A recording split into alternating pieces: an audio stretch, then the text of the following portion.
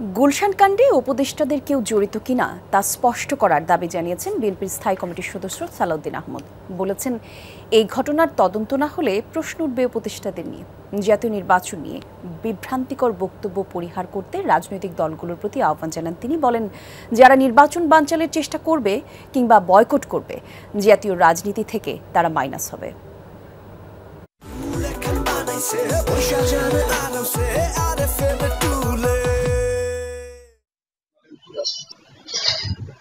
গুলশানে আওয়ামী লীগের সাবেক সংসদ সদস্য শাম্মী আহমেদের বাসায় চাঁদাবাজির ঘটনায় গ্রেফতার জানে আলম অপুর একটি স্বীকারোক্তিমূলক বক্তব্য ছড়িয়ে পড়েছে সামাজিক যোগাযোগ মাধ্যমে, যেখানে একজন উপদেষ্টার সঙ্গে ভোররাতে গুলশানে একটি হোটেলের সামনে সাক্ষাৎ ও আলোচনার কথা বলেন অপু। এই ঘটনার প্রতিক্রিয়ায় বিএনপির স্থায়ী কমিটির সদস্য সালাউদ্দিন আহমদ তদন্তনাধীন বিষয়ে মন্তব্য করতে চাননি, তবে তিনি সরকারের নিজের উদ্যোগে তা পরিষ্কার করার দাবি জানান। সরকারের কোনো উপদেষ্টা জড়িত আছে কিনা সেইটি একটি প্রশ্ন উত্থাপিত হয়েছে। জনগণের সামনে সেই প্রশ্নের উত্তরটা তুলে ধরা দরকার। যাদেরকে এটা এখানে উদ্দেশ্য করে এই বক্তব্য দেয়া হয়েছে। আর একটা বিষয়, যদি এটা না হয় তাহলে এই অন্তর্বর্তীকালীন সরকারের উপদেষ্টাদের নিয়ে আরও বেশি প্রশ্ন উত্থাপিত হতে থাকবে। ফেব্রুয়ারিতে নির্বাচন হবে না। সম্প্রতি জাতীয় নির্বাচন নিয়ে এনসিপি ও জামায়াতে ইসলামের নেতাদের বক্তব্যকে মাঠের রাজনৈতিক বক্তব্য হিসেবে উল্লেখ করেন তিনি। বলেন, প্রধান উপদেষ্টার বক্তব্যেই স্পষ্ট যেসব বিষয়ে ঐকমত্য হয়েছে পরবর্তী সংসদেই তা বাস্তবায়ন হবে।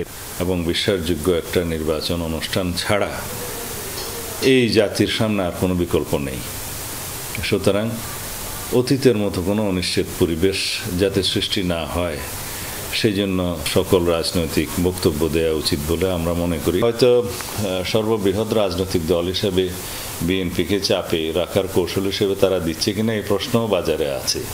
বিএনপির এই নেতার মতে নির্বাচন বাধাগ্রস্ত করার ঝুঁকি নেবে না কোনো রাজনৈতিক দলই। যারা নির্বাচনকে নিরুৎসাহিত করবে তাদের প্রত্যাখ্যান করবে ভোটাধিকার বঞ্চিত জনগণ। আমি নির্বাচন নিয়ে কোনো সংশয় শঙ্কা দেখি না। যারা আগামী নির্বাচনকে বয়কট করার চেষ্টা করবে ডাইরেক্টলি অর ইনডাইরেক্টলি, তারা জাতীয় রাজনীতি থেকে মাইনাস হয়ে যাবে। এখন সেই ভোটের অধিকার প্রয়োগের ক্ষেত্রে যে সমস্ত রাজনৈতিক দল নিরুৎসাহিত করবে জনগণকে, তাদেরকে জনগণ প্রত্যাখ্যান করবে। সালাউদ্দিন বলেন, অন্তর্বর্তীকালীন সরকারকে নির্বাচন নিয়ে রাজনৈতিক দলগুলোর সঙ্গে আলোচনা অব্যাহত রাখতে হবে। জাতীয় স্বার্থে দলীয় ক্ষুদ্র স্বার্থের ঊর্ধ্বে উঠতে দলগুলোর প্রতিও আহ্বান জানান তিনি। জনগণ তাদেরকে দায়ী করবে গণতন্ত্রে উত্তরণের জন্য বাধা হিসাবে। সাইফুদ্দিন রবিন, যমুনা নিউজ, ঢাকা।